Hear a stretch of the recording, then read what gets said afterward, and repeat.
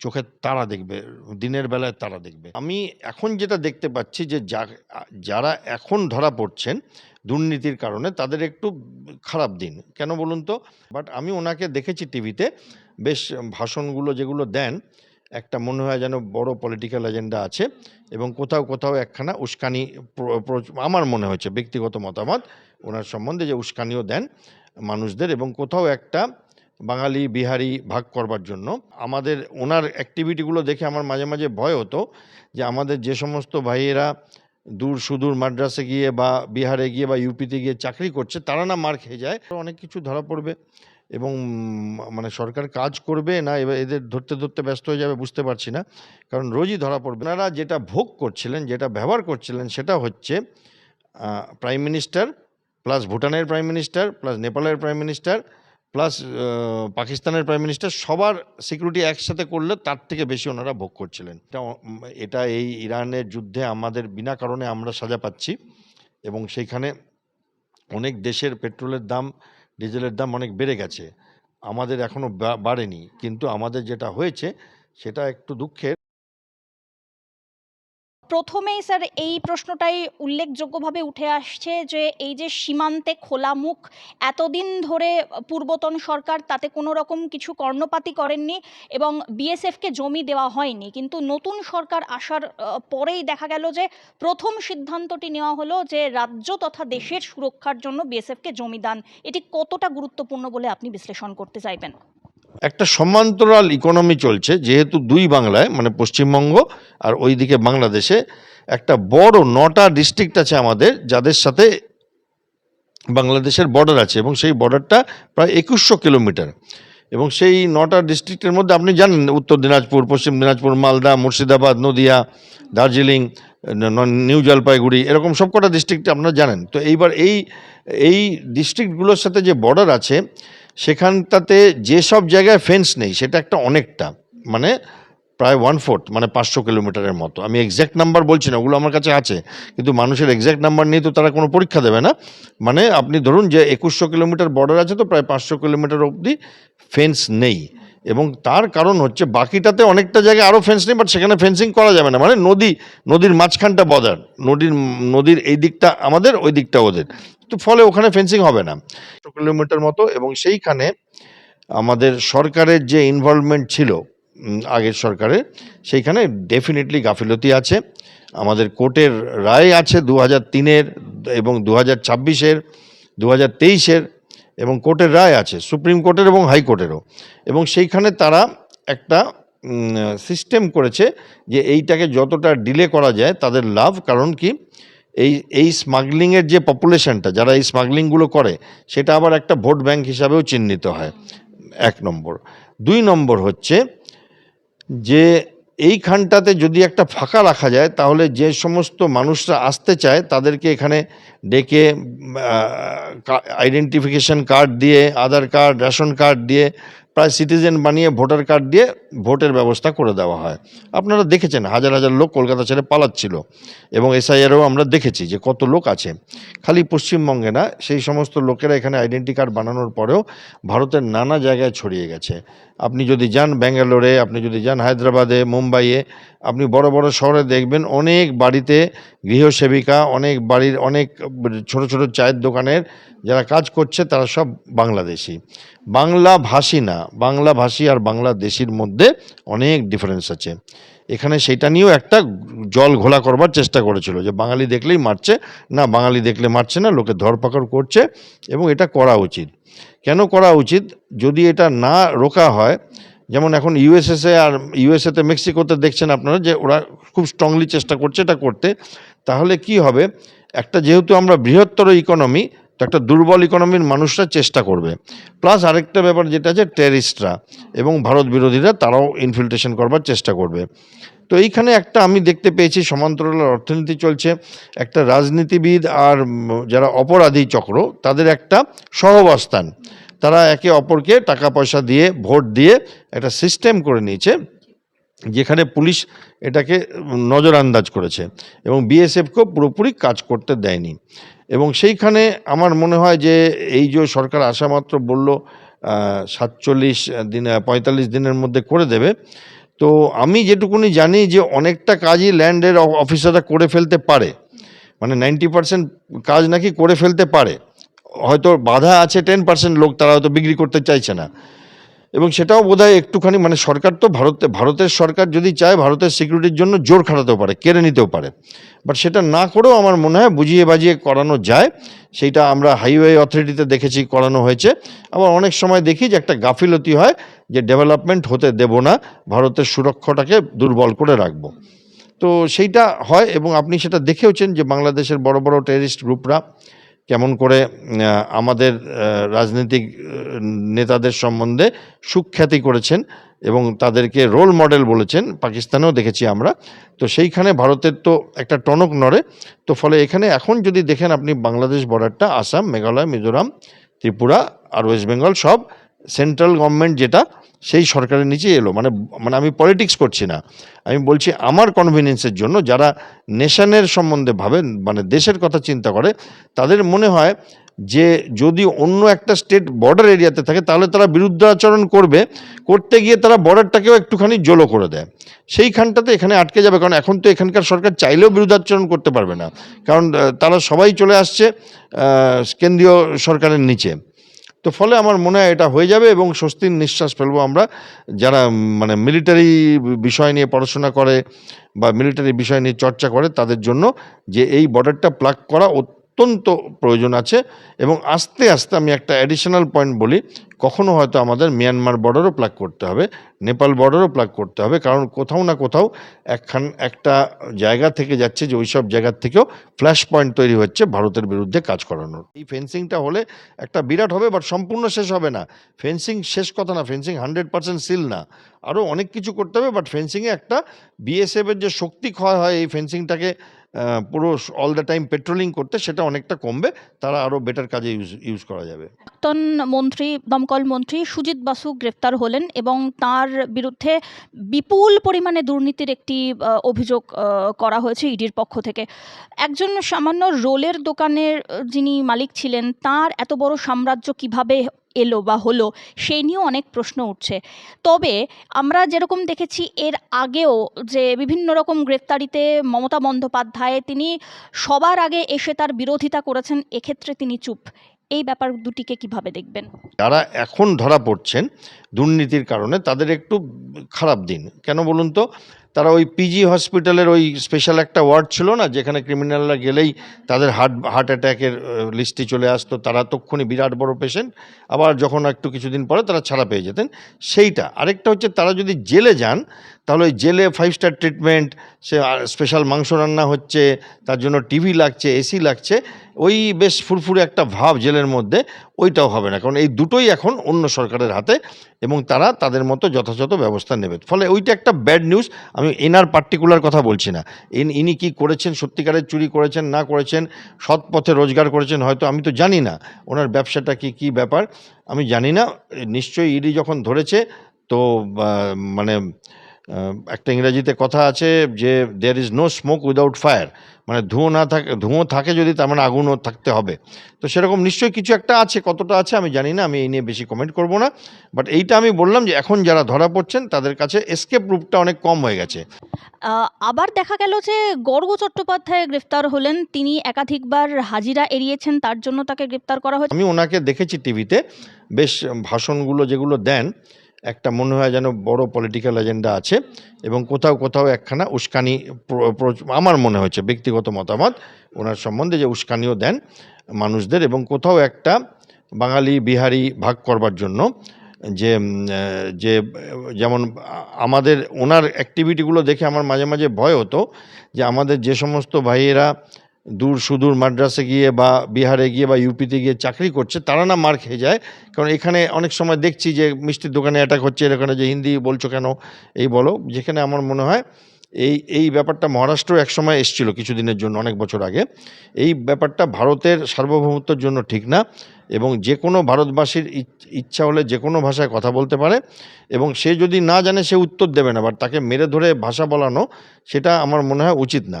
এবং সেখানে কোথাও একটা রাজনীতির গন্ধ আমি পেয়েছি, আমি 100% শিওর না যে কোনো রকমভাবে হয়তো যে বাঙালি হিন্দু, মারোয়ারি হিন্দু আর বিহারি হিন্দু এদেরকে আলাদা আলাদা করে মারপিট করে দিলে বোধহয় ভোট ব্যাংকে কোথাও একটা সুবিধা হতো। তো সেই জন্য হতে পারে, আমি জানি না ঠিক, বাট আমার মনে হয় যে একটু বেশি বাড়াবাড়ি হচ্ছিল এই দলটার। এতটা না করলেও চলতো, কিছুটা তো করাই যেতে পারতো, বাট উনি একটু বেশিই করছিলেন এবং একচোখো করছিলেন।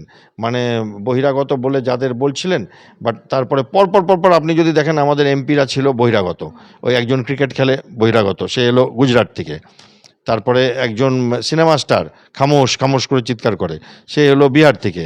হ্যাঁ, তারপরে একজন কীর্তি আজাদ আবার ক্রিকেট খেলে, সে এলো, নামগুলো মনে থাকে না হ্যাঁ অনেক সময়। তো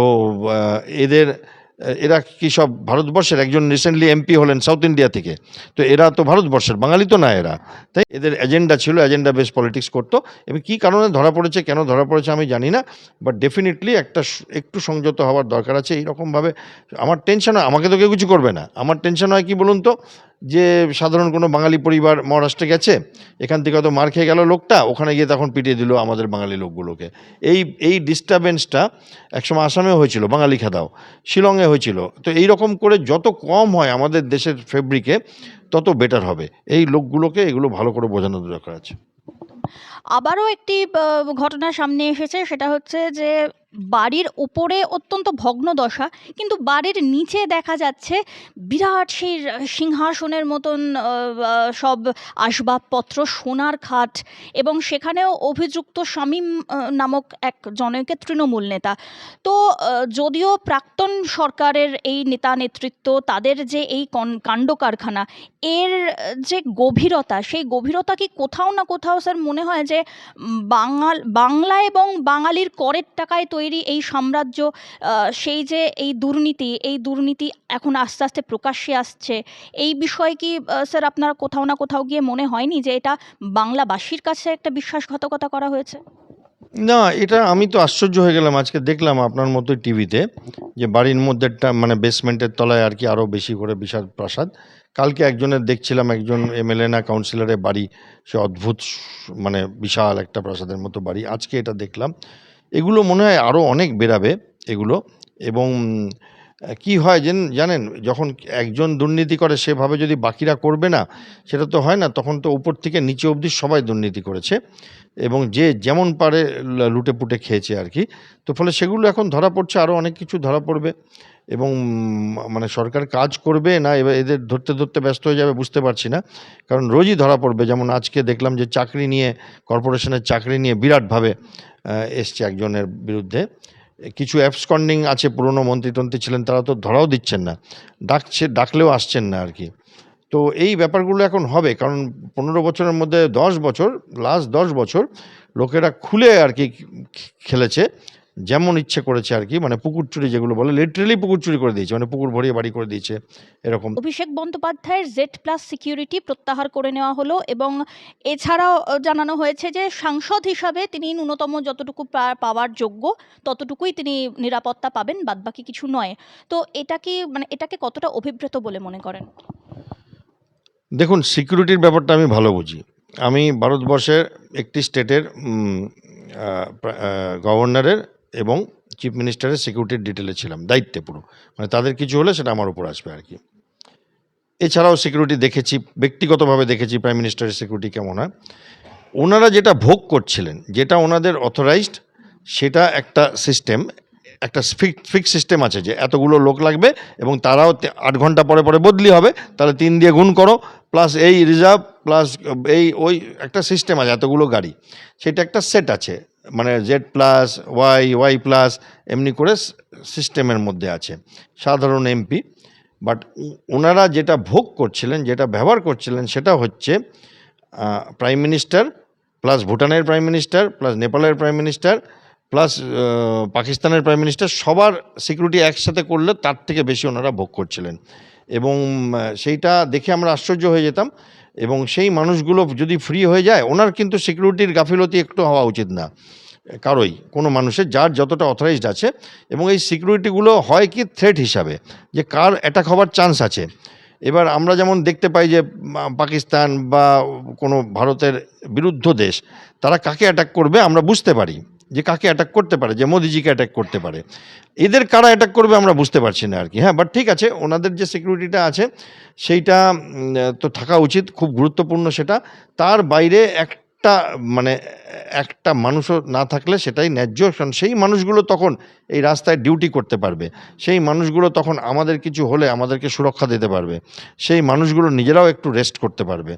এবং অনেক সময় অনেক বেশি সিকিউরিটি আশেপাশে থাকলে মানুষের মনে একটা কেউকেটা ভাব হয়ে যায়।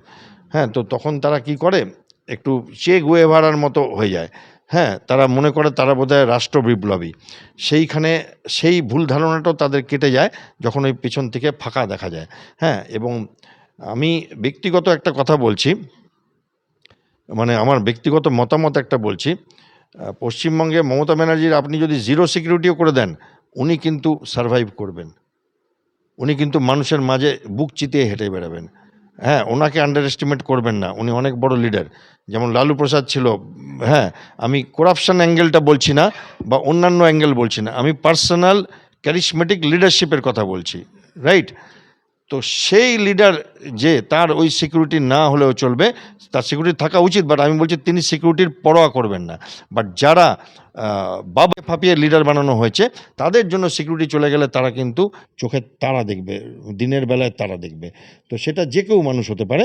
তো আমি ওনার নাম এই জন্যই বললাম যে আমরা ওনার শুরুর দিনে দেখেছি ওনার কি লিডারশিপ ছিল, যখন ওনার একটাও সিকিউরিটি ছিল না, উনি কি করতে পারেন। এবং সেটা আমি সিপিএমের অনেক লিডারের মধ্যে দেখেছি, নাম বলতে পারি আমি, সেটা মানে যেমন বিমানবাবু।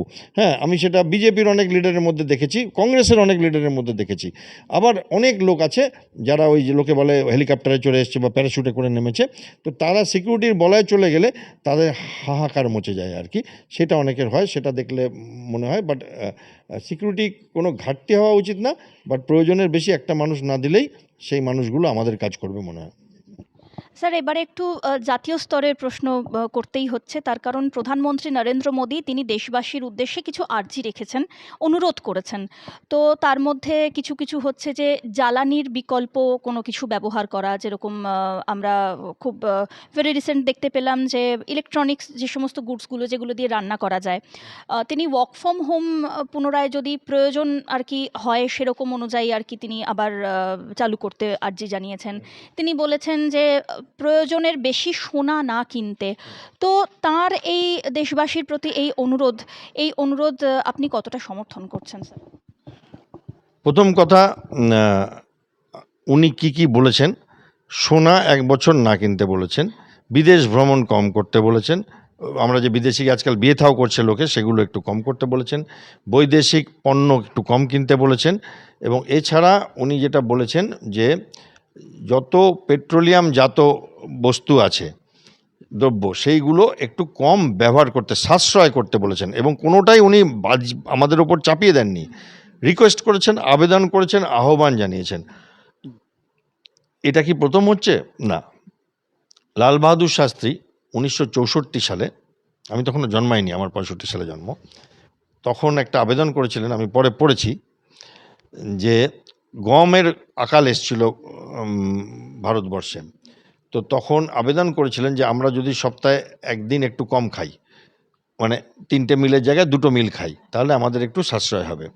তারও আগে নেতাজি সুভাষচন্দ্র বোস মানে একটা আবেদন করেছিলেন। একটা তো উনি বলেছিলেন যে আমাকে মানে give me blood I will give you freedom, যে রক্ত দাও আমি স্বাধীনতা দেবো। তাছাড়াও আবেদন করেছিলেন যে টাকা পয়সা হচ্ছে না আইএনের জন্য, এবং বিশেষ করে দক্ষিণ ভারত থেকে লোকেরা, মেয়েরা বিয়ের গয়নাগাটি দিয়ে দিয়েছিল, এবং ট্রাঙ্ক ভর্তি ভর্তি গয়না এসেছিল ওনার কাছে।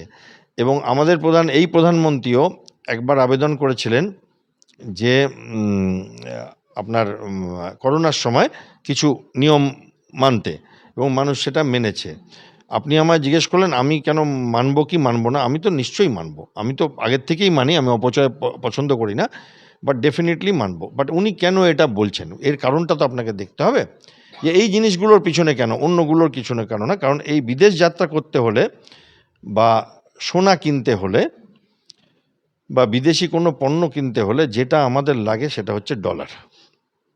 এবার ডলারের একটা চাহিদা আমাদের হয়ে যায়, এবং সেটা যেহেতু আমাদের দেশে এখন অর্থনৈতিক একটা উত্থান হয়েছে, প্রচুর মানুষ বিদেশ যায়, প্রচুর মানুষ ফরেন গুডস ব্যবহার করে, দামি দামি মোটরসাইকেল দেখি রাস্তায় ঘুরছে বিদেশের, হ্যাঁ, 20 লাখ টাকা। আমি জিজ্ঞেস করি ভাই কত দিয়ে কিনলে, বলে 22 লাখ 20 লাখ। হ্যাঁ, তো গাড়ি তো আপনি দেখছেনই, দামি দামি গাড়ি। তো একটা আছে মানুষের চাহিদা, এবং সেইখানে বিদেশ ভ্রমণ, এবং যেটা সোনা কিনে রাখা, এইগুলোর থেকে কি হয় যে ডলার খরচা করে আমরা যখন কিনি তখন ডলারের একটা ডিমান্ড বাড়ে, এবং ফরেন এক্সচেঞ্জগুলো তখন আমাদের ডলার বার করে দিতে হয়, কারণ কারণ আমরা তো রুপি দিয়ে ডলারটা কিনি, কেউই যদি ডলার কেনে সেটা রুপি দিয়ে কেনে, তাই তো? তখন রুপির অবভিয়াসলি ডিমান্ড সাপ্লাইয়ের কারণে রুপির দামটা পড়ে যায়, এবং তখন কি হয়, যখন রুপির দামটা পড়ে যায় ওনার কি কষ্ট হচ্ছে, আমি যদি আমার ঘর থেকে টাকা দিয়ে সোনা কিনছি তো ওনার কি অসুবিধা হচ্ছে অসুবিধা। রুপির দাম যদি পড়ে যায় আমার যেমন অসুবিধা হবে ওই জিনিসগুলোই বেশি দামে কিনতে। উনি ডলার দিয়ে কি কেনেন, ভারতবর্ষের প্রধানমন্ত্রী, উনি কেনেন পেট্রোল জাতীয় প্রোডাক্ট, উনি কেনেন ফার্টিলাইজার। এইগুলোতে আগে উনি যেটা, ধরুন একটা রাফ কথা বলছি, যে $1 মিলিয়ন দিয়ে ধরুন এত ব্যারেল তেল পেলেন, এখন $1 মিলিয়ন দিলে তার 10% কম ব্যারেল তেল পাচ্ছেন, কারণ রুপির দাম কমে যাচ্ছে। আজকে 95 টাকা দেখলাম। তো এই স্লাইডটা আটকাবার জন্য উনি চাইছেন যে মানুষ এমন কিছু না ভোগ করে যেটাতে তার ডলারের প্রয়োজন। উনি কিন্তু ভোগে না করছেন না, যত ইচ্ছা ঘোরো, বাট কুলু মানালি চলে যাও, হ্যাঁ, মুম্বাই চলে যাও, হ্যাঁ, মুম্বাইয়ের লোকেরা দার্জিলিং চলে এসো, সুইজারল্যান্ড এই বছরটা যেও না, উনি বলছেন। এবার সোনাটার অন্য একটা গল্প আছে, সোনার ব্যাপারটা অন্য। আমাদের কোনো সোনা প্রোডাকশান হয় না, আর আমাদের রিকোয়ারমেন্ট সোনার পৃথিবীতে 3rd হাইয়েস্ট। আমাদের মতো সোনা পাগল দেশ কম আছে 180টা দেশের মধ্যে, আপনিও জানেন। কারো বিয়ে থাস ঠিক হলে, কারো মুখে ভাত হলে লোকে সবাইকে একটু সোনা দিতে হবে, চলো, ওর কিছু না হলে 10,000 টাকার একটা কিছু দেবে, হ্যাঁ, একদম নিকটাত্মীয় হলে 50,000 টাকার কিছু দেবে, নিজের সন্তান হলে তখন সে 1 লাখ টাকার কিছু দেবে। তো এটা তো হয়। তো সোনাটা আমাদের ইকোনমিতে ট্র্যাডিশনালি খুব ইম্পর্টেন্ট। সোনার জন্য আপনি যদি ডলার বিক্রি করতে চান কেউ নেবেন, আপনি চেষ্টা করুন আমাদের পাড়ায় গিয়ে ডলার কিনবেন, কেউ নেবে না, বলবো আমার লাগবে না। বাট সোনা দেবেন, ওরা বলবো আচ্ছা এটা চলুন দেখাই, জুয়েলারির কাছে যাবে। আপনি যদি এই বাইপাসের ধারে যে হাসপাতালগুলো আছে ওখানে যদি হট করে দেখেন বাইরে থেকে কেউ এসছে, তার টাকা দরকার না, ওখানে জুয়েলাররা বসে থাকে, বলে আপনি যদি বিক্রি করেন পরে ছাড়িয়ে নেবেন, কারণ তারও দরকার। সে তখন হাতের বালাটা দিয়ে স্বামীর চিকিৎসাটা করিয়ে নিল, আর পরে সে ছাড়িয়ে নিল বা বিক্রি করে দিল সেটা। তো সোনার এই একটা ক্ষমতা আছে। দ্বিতীয় কথা, সোনার দাম খুব না বাড়লেও কমে না, ঠিক আছে, লস হয় না। আর এইগুলো হচ্ছে ভালো দিক, যেই জন্য মানুষ চায় সোনা। এবার একটা মহৎ খারাপ দিক আছে, সেটা হচ্ছে সোনা কেনার পরে লোকে ওটা ঘরের মধ্যে ঢুকিয়ে দেয়, বা ব্যাংকের লোকারে ঢুকিয়ে দেয়। যেমন আপনার নিশ্চয়ই সোনা আছে, কিন্তু আপনি এখানে তো সোনা পরে আসেননি, ব্যাংকের লোকারে আছে। আপনি কখনো কোনো বিয়ে বাড়িতে যাবেন তখন খুলে বার করবেন। এই বাকি টাইমটা আপনার যে কয়েক লক্ষ টাকার সোনা জমানো আছে, ধরুন আমি জাস্ট কথার কথা বলছি, কারো কোটি টাকারও আছে, তো সেইগুলো ব্যাংকে পড়ে আছে। এইটা হচ্ছে ডেড মানি। এইটা কেনা হয়েছে কিভাবে, ডলার দিয়ে, কারণ আমরা 90% সোনা আমরা ইম্পোর্ট করি। মানে আমাদের দেশের রিকোয়ারমেন্ট 800 টন প্রত্যেক বছরে, বিয়েতে, কারোয়াচাতে, ধানতেরাসে আমরা সোনা কিনি 800 টন ভারতবর্ষে, আর প্রোডাকশন 5 টন। তো এই যে সোনা, বিপুল সোনা, মানে কত, $78 বিলিয়ন আমরা বছরে সোনা কিনি। এবার বছরে যা যা আমরা ডলার দিয়ে কিনি, আমরা ওষুধ কিনি, পেট্রোল কিনি, সোনা কিনি, ধরুন অন্যান্য কিছু মেশিনস আছে যেগুলো কিনি, যে সার্জারির, এই সমস্ত জিনিস যদি দেখেন তাহলে জাস্ট সোনা 10%। তো ফলে কি হবে, যদি আমরা সোনাটা 1 বছর না কিনি, ওনার সম্মান রাখতে, ওনার আবেদনের, আমি ওই জন্য মানে হালকা করে বোঝাবার চেষ্টা করছি, তাহলে কি হবে, দেশের পেট্রোল আর অন্যান্য পদার্থগুলো অনেক ন্যায্য দামে আমরা কিনতে পারবো, দেশের জন্য একটা সেবা হবে। উনি এটাকে দেশ সেবা হিসাবে লোককে বলছেন, যদি করতে চান তো করুন, কোনো বাধ্যবাধকতা নেই। বাট আমি ডেফিনেটলি সাপোর্ট করি, কারণ অন্য জিনিস, ধরুন আপনি সোনা কিনলেন না, আমি জাস্ট গিভিং অ্যান এক্সাম্পল, ধরুন আপনি আপনার কোনো আত্মীয়ের বিয়েতে গিয়ে একটা কিছু টিভি দিলেন, বা একটা ফিক্সড ডিপোজিট দিলেন, তাহলে কি হলো, ওই যে টিভিটা দিলেন, তো কোনো একটা টিভির দোকানের মালিক তো একটু পয়সা করলো, তার দোকানের সেলসম্যানগুলো মাইনে পাচ্ছে, একটা ইকোনমির মধ্যে ঘুরছে। এবার সোনাটা কিনে নিলে আমি ব্যাংকের লোকারে ঢুকিয়ে দিলেন। এবার ধরুন আপনি একটা ফিক্সড ডিপোজিট দিলেন যে ভাই তোমার বিয়ে নাও, তোমাদের দুজনকে আমি 10,000 টাকা দিলাম, দিলেন একটা লিফাফায় করে। এবার এই যে 10,000 টাকা আপনি দিলেন, তো সেই 10,000 টাকা যে আপনি ব্যাংককে, আপনি তো পয়সাটা দিয়েছেন, এবার ওরা তো ওটা রেখে দিয়েছে, ওটা ম্যাচিওর করবে তারপরে ওরা নেবে, ততদিনে ওই টাকাটা দিয়ে কেউ ব্যাংক লোন নিচ্ছে, কেউ কার লোন নিচ্ছে, তো অতগুলো লোক কেউ হাউস লোন নিচ্ছে, যে হাউস লোন নিচ্ছে মানে কি, আমি যদি কালকে 50 লাখ টাকা হাউস লোন নিই ধরুন, কেউ একজন ব্যাংকে ফিক্সড ডিপোজিট করেছে বলে তো আমি টাকাটা পেলাম, কেউ রাখছে ব্যাংকে। এবার আমি 50 লাখ টাকা নিলাম, আমি এখন কি খুঁজবো? রাজমিস্ত্রি খুঁজবো, হ্যাঁ, আমি ঢালাই মিস্ত্রি খুঁজবো। তো এই এতগুলো লোক ইকোনমির মধ্যে ঢুকে যাচ্ছে, যদি আমি সোনাটা, আমি 50 লাখ টাকা সোনা কিনে ঢুকিয়ে দিলাম লকারে, না দেশের কোনো কাজে আসছে, না আমার কোনো কাজে আসছে। কখনো বিয়ে বাড়িতে পড়ে যায় মানুষ, আর তারপরে সেটা আর দেখাই যায় না। হ্যাঁ, তো ফলে এইটার অনেক দিন ধরে চলছে। একটা সচিন তেন্ডুলকরের অ্যাডও আছে, আমি জানি না আপনি দেখেছেন কিনা কখনো, তাতে বলছে যে সোনা রিসাইকেল করুন, মায়ের সোনা পড়ুন, দিদিমার সোনাগুলো বার করে পড়ুন, নতুন পড়ার দরকার নেই বলে, খুব সুন্দর অ্যাড। এবং আমার মনে হয় আমি 100% ওনার পিছনে, সোনার ব্যাপারটাতে।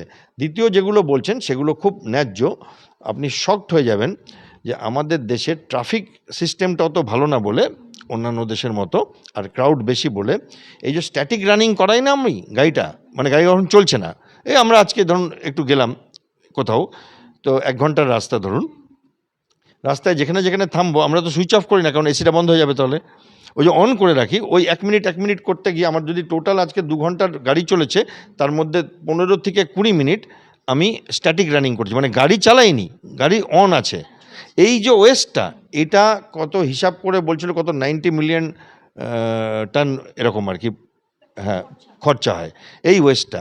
তো উনি বলছেন অন্যরকম, উনি বলছেন যদি আমরা কারপুল করতে পারি, যে আমরা 4 জন মিলে একসাথে অফিসে গেলাম, বাস যেতে পারি, আপনার ইলেকট্রিক ভেহিকেল ব্যবহার করতে পারি, এলপিজি বাঁচানোর জন্য যদি সোলার কুকার ব্যবহার করতে পারি, আমাদের কাছে তো সূর্য আছেনি দেবতা, হ্যাঁ, বিদেশে তো অনেক দেশে সূর্য ওঠেই না। তো এই প্লাস উনি যেগুলো হিন্ট দিচ্ছেন, যে ফার্টিলাইজার যদি কম ব্যবহার, কারণ ভীষণ আমরা ফার্টিলাইজার পুরোটা ইম্পোর্ট করি, মানে ফসফেট 100% ইম্পোর্ট করি, ইউরিয়া বোধহয় 20 বা 30% ইম্পোর্ট, জৈবিক সার ব্যবহার করা হয়। এই তো উদাহরণ দিয়েছেন, এবং আমি যতটুকুনি জানি ওনার পপুলারিটি আমাদের দেশে, আমার মনে হয় একটা বড় সংখ্যক লোক এটা দেখবে, এবং যাদের এই বছরে বিয়ে থা আছে তাদের মধ্যে অনেকেই হয়তো মানে সোনার গয়নাটা না পরিয়ে ব্যাংকের এফডি বা এরকম কিছু করবে, বা কোনো প্রোডাক্ট দিক, হ্যাঁ, তাহলে তো মানে একটা যদি কেউ প্রোডাক্ট দেয়, তাহলে তো সেইখানে সেটা তো একটা ইকোনমির মধ্যে ঢুকে যায় আর কি, ডেড মানি হয় না। তো আমার মনে হয় খুব ন্যায্য আহ্বান, এবং এটা এই ইরানের যুদ্ধে আমাদের বিনা কারণে আমরা সাজা পাচ্ছি, এবং সেইখানে অনেক দেশের পেট্রোলের দাম, ডিজেলের দাম অনেক বেড়ে গেছে, আমাদের এখনও বাড়েনি, কিন্তু আমাদের যেটা হয়েছে সেটা একটু দুঃখের, আমি অত ডিটেলে যাচ্ছি না। আমাদের ফরেক্স রিজার্ভ একটু কমেছে, মানে আমাদের 10 থেকে 12 বিলিয়ন ফরেস্ট রিজার্ভ কমে গেছে। আমাদের অনেক ফরেক্স রিজার্ভ আছে, প্রায় $700 বিলিয়ন আছে ইউএস ডলার, কিন্তু একটু কমেছে। এবার এইভাবে যদি চলতে থাকে তাহলে তো মানে সেই কুবেরের ভাণ্ডারও শেষ হয়ে যাবে। তো সেইখানে উনি একটা কল দিয়েছেন, আমার মনে হয় যে যতটা পারে মানুষের পাশে দাঁড়ানো, আমি তো ডেফিনেটলি করব। আমি এখন দরকার না থাকলে আমি অনেক সময় গাড়িতে হাওয়া খেতে বেরোতাম, কোনো কাজ নেই, চলো একটু হাওয়া খেয়ে আসি, একটু চা খেয়ে আসি, 8 কিলোমিটার দূরে গিয়ে 30 টাকার মটকা চা খেয়ে চলে এলাম। এগুলো একটু বন্ধ করব আমি এখন কিছু দিনের জন্য, ওনার কথা শুনে, আবার যখন নর্মাল হয়ে যাবে তখন নর্মাল করব।